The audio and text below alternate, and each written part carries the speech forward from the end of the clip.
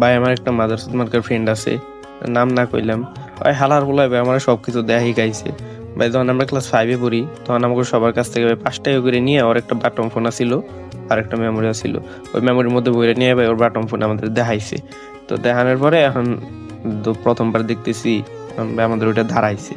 দাঁড়ানোর পরে আমি তো বুঝতেছি না এটা কি হইলো, ওরা বলতেছি মামা এটা কি হইলো, এটা এখন কি করবো, এটা এখন শান্ত করবো কেমনে। তো ও কইতাছে যে তুই এক কাজ কর, ওয়াশরুমে যা, যাওয়ার পরে 2 আঙ্গুল এইভাবে ধরবি। আমার সবকিছু মানে প্র্যাকটিক্যালি দেখাইছে। একটা কলম হাতে নিয়ে বলতেছে এইভাবে 2 হাতে ধরবি, তারপরে এইভাবে উপরে নিবি নিচে নিবি, এইবার তাড়াতাড়ি করবি। করার পরে দেখবি কিছুক্ষণ পরে তো আরাম লাগবো। ভাই আমি সত্যি সত্যি ওয়াশরুমে গেছি, যাওয়ার পরে ওরকম করতেছি, করার পরে কিছুক্ষণ ভাবে সত্যি সত্যি আরাম লাগে।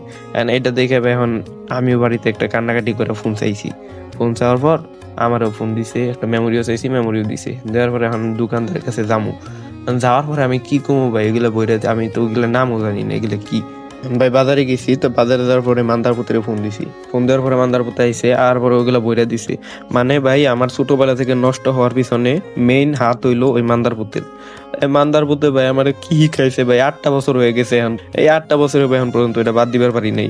এখন ভাই শীতকাল, গরমকাল, ঠান্ডা কিচ্ছু মানি না ভাই। এনি টাইম যখনই ভাই ভালো লাগে ধাপ করে যায় না ভাই, ঠাস ঠুস মেরে থেকে পড়ি। ভাই এটা কোনো কথা? এই মান্দার পুতের লেগে ভাই আমি এরকম নষ্টটা হইছি।